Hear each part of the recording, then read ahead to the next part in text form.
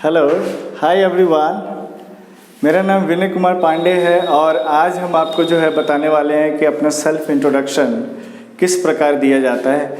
इसलिए आज के टॉपिक का जो नाम हमने रखा है how to introduce yourself. लेकिन ये इंट्रोडक्शन कुछ खास इसलिए है कि ये 1-to-1 इंट्रोडक्शन है, यानी कि दो मित्र हो या दो क्लासमेट हो वो अपना इंट्रोडक्शन 1-to-1 कैसे देंगे, यानी कि एक अपना पहले बार इंट्रोडक्शन देगा और दूसरा अपना इंट्रोडक्शन किस प्रकार देगा, इसके बारे में हम आज चर्चा करने वाले हैं। तो आप और हम मिलकर देखते हैं कि ये इंट्रोडक्शन किस तरीके से दिया जाता है और किस तरीके से अपना इम्प्रेसिव इंट्रोडक्शन काफ़ी शॉर्ट में दिया जाता है। तो इसलिए मैंने ये दोनों टाइप के इंट्रोडक्शंस लिख दिया हुआ है मैंने। क्यों? क्योंकि पहले का नाम मैंने ए डाला हुआ है और दूसरे का नाम मैंने बी डाला हुआ है।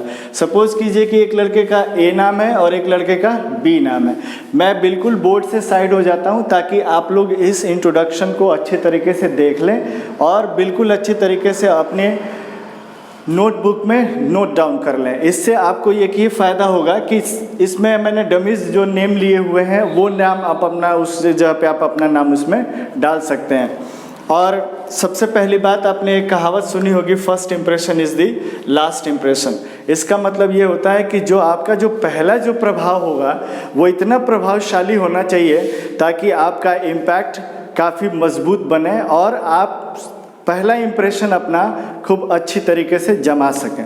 तो इसमें इंट्रोडक्शन देने का जो तरीका होता है वो बहुत ही मायने रखता है और आपको वर्ड्स को कैसे प्रोनाउंसिएट करना है और किस प्रकार से अपना इंट्रोडक्शन देना है मैं आपको बताता हूँ। इसमें सारे पॉइंट्स मैंने कवर किए हुए हैं जो कि एक इंट्रोडक्शन में कवर किया जाता है। वो उन सारे पॉइंट्स को भी मैं क्लियर करूंगा 1 by 1। तब तक पहले आप लोग अपना इंट्रोडक्शन जो भी इस पे लिखा हुआ है उसको आप लोग नोट डाउन कर लीजिए और फिर मैं इसको पढ़ के बताता हूं कि आपको इंट्रोडक्शन देना कैसे है। ठीक है, आप लोगों ने उम्मीद मैं करता हूं कि इतना जल्दी तो नहीं लिख पाएंगे, लेकिन आप लोग इसको ध्यान से देख लीजिए। जब मैं बताऊंगा तो आपको सारी चीज़ें क्लियर हो जाएंगी। अब मैं आपको पढ़ के बताता हूँ कि ए अपना किस प्रकार से इंट्रोडक्शन देगा। तो इसमें बहुत प्रकार से पूछा भी जाता है, tell me something about yourself, tell me about you, या what is your personal memoranda. बहुत लोग इस तरीके से इंट्रोड्यूस योर सेल्फ इस तरीके से भी बोला जाता है। तो इसका मतलब ये होता है कि आप अपना खुद का परिचय दीजिए।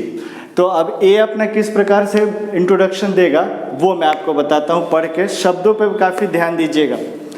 माई name is Kamal, I am from Rampur, which is under Siwan district, presently living at Faridabad, Haryana.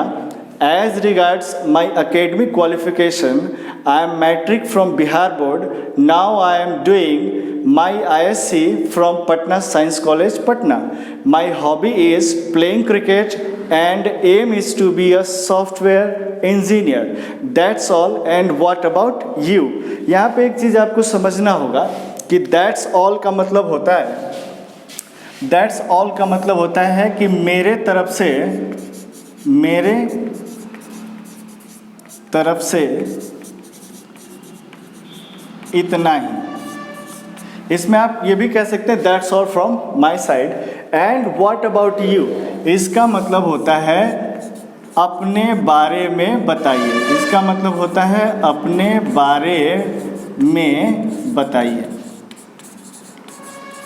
ठीक है, अब ए ने तो अपना इंट्रोडक्शन दे दिया, अब बी किस प्रकार अपना इंट्रोडक्शन देगा वो मैं आपको पढ़ के बताता हूँ। Well, my name is Kamal, my name is Komal. मैं आपको यहाँ पे रोकना चाहूँगा, जो ये वेल लिखा हुआ है, तो अगर मान लीजिए कि कोई कुछ काम करता है तो आप ऐसे बोल देते हो वेल या वेल डन, लेकिन यहाँ पे वेल को थोड़ा सा आपको लंबा बोलना होगा। जैसे वेल, इट मीन्स कि what ever the information he has provided, I am fully satisfied with that introduction, with that information. Okay, तो इसलिए आपको वेल जो है थोड़ा सा लंबा बोलना पड़ेगा। Well, my name is Komal, residence Ramnagar, which falls in Muzaffarpur district. As far as my educational qualification is concerned, I am ISc from RDS College, Muzaffarpur, and now I am doing my BSc from JP University, Chhapra. My hobbies are playing cricket and listening music, and aim is to be scientist, that's all. इस तरीके से आपको अपना introduction देना है। आपने देखा कि ए भी अपना इंट्रोडक्शन दे दिया और बी भी अपना इंट्रोडक्शन दे दिया। अब इसमें जो मेन जो हमें जिस पे फोकस करना है उस पे हमें आराम आराम से बोलना है, बिल्कुल धीरे धीरे बोलना है, ज़्यादा तेज़ नहीं बोलना है। Because it's doesn't matter that how fast you are speaking, it's always matter that how correct you are speaking. Okay, तो यही हमें हमेशा अपने दिमाग में रखना है और इसी को लेकर के हमें आगे भी बढ़ना है। हमें ज़्यादा तेज़ नहीं बोलना है। जब हम धीरे धीरे जब सीखते जाएंगे तो यह आपका पहला क्लास है, इंट्रोडक्शन का क्लास है। इसलिए हम अभी और प्रकार के इंट्रोडक्शन हम लेकर के आएंगे, जिसमें फर्स्ट क्लास से लेकर के 8वीं 9वीं 10वीं 11वीं 12वीं तक के बच्चे अपना किस प्रकार इंट्रोडक्शन देंगे। ये तो 1-to-1 इंट्रोडक्शन मैंने जैसे 2 फ्रेंड्स के बीच हो गया, 2 क्लासमेट के बीच हो गया, या आप कहीं जा रहे हैं तो ट्रेन में अगर कोई मिल गया तो उस तरीके से आप अपना इंट्रोडक्शन देंगे, उसके बारे में मैंने ये आपको बताया है। अब मैं इसके पॉइंट्स के बारे में आपसे चर्चा करूँगा कि इसके पॉइंट्स कौन से इसमें कवर मैंने किया हुआ है और किस प्रकार से इन पॉइंट्स को हम देखते हैं और उन पॉइंट्स को हम किस प्रकार से अरेंज करते हैं। मेन चीज़ है आपको पॉइंट्स को अरेंज करना, ठीक है। तो पॉइंट्स जितना ही आप सॉलिड तरीके से, जितना ही अच्छी तरीके से आप उसको अरेंज करेंगे वो आपके लिए काफ़ी इम्पॉर्टेंट होगा। तो आइए अब देखते हैं कि जो है कौन सा इसमें पॉइंट्स जो है वो कवर होता है। सबसे पहले इसमें जो पॉइंट्स जो कवर होगा वो होगा आपको ग्रीट। उसके बाद जो पॉइंट्स आएगा, अब मैं पहले पॉइंट्स लिख देता हूँ, फिर 1 by 1 मैं आपको क्लियर कर दूंगा। ग्रीट के बाद आता है आपका नाम, उसके बाद आता है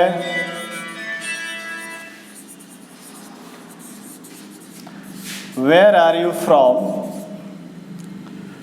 greet name where are you from. उसके बाद आता है आपका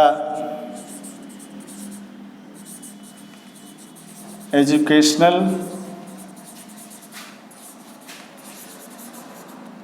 क्वालिफिकेशन। उसके बाद आता है आपका हॉबी और उसके बाद आता है आपका एम, ठीक है। इस तरीके से हम, या एम को आप पहले भी लिख सकते हैं, हॉबी को बाद में भी लिख सकते हैं, ऐसा कोई ज़रूरी नहीं है। सबसे पहले तो इंग्लिश बोलने के लिए जो आपके मन में एक डर सा जो बना रहता है वो डर को आपको निकालना होगा। अगर वाकई में अगर आप इंग्लिश बोलना चाहते हैं तो आप बिल्कुल बोलिए, और इस चैनल के माध्यम से हम आपको बिल्कुल परफेक्ट इंग्लिश सिखाएंगे, इसलिए आप ध्यान से इस चीज़ को समझिए। ग्रीट का मतलब होता है, ग्रीट का मतलब होता है अभिवादन। क्या होता है? अभिवादन।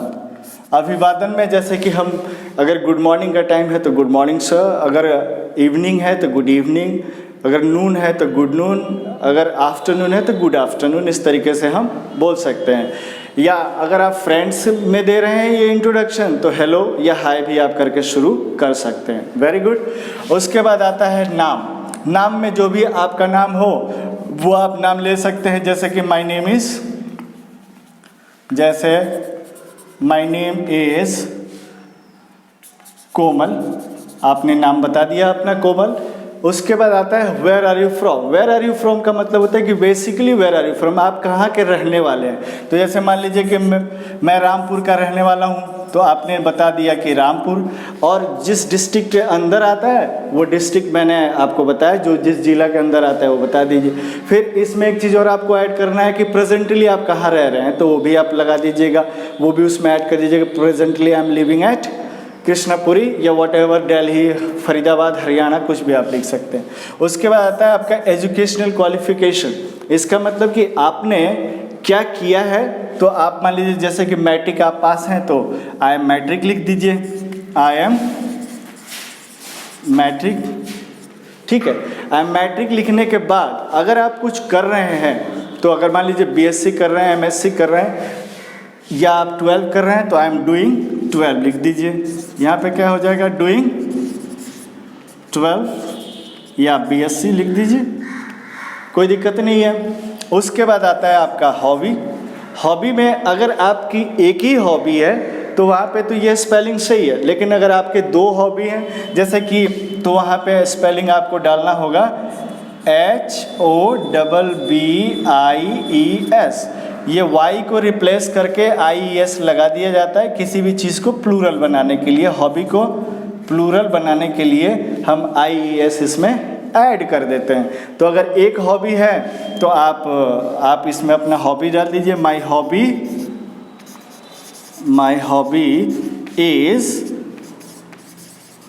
Hobby is playing cricket. Yes, cricket लिख दिया मैंने। अगर आपका क्रिकेट है, क्योंकि आजकल बच्चे बहुत ज़्यादा क्रिकेट देखते हैं इसलिए मैंने क्रिकेट ले लिया। बच्चों का बहुत पसंदीदा खेल भी आपको क्रिकेट है इसलिए मैंने क्रिकेट ले लिया, ठीक है। अब उसके बाद बारी आती है एम की। तो एम का मतलब होता है आपका उद्देश्य, आपका लक्ष्य। What do you want to be in your life? You want to be as a doctor, you want to be as an engineer, you want to be as a scientist, you want to be as a software engineer। तो जो भी आप बनना चाहते हैं वो आप लिख सकते हैं। My aim is to be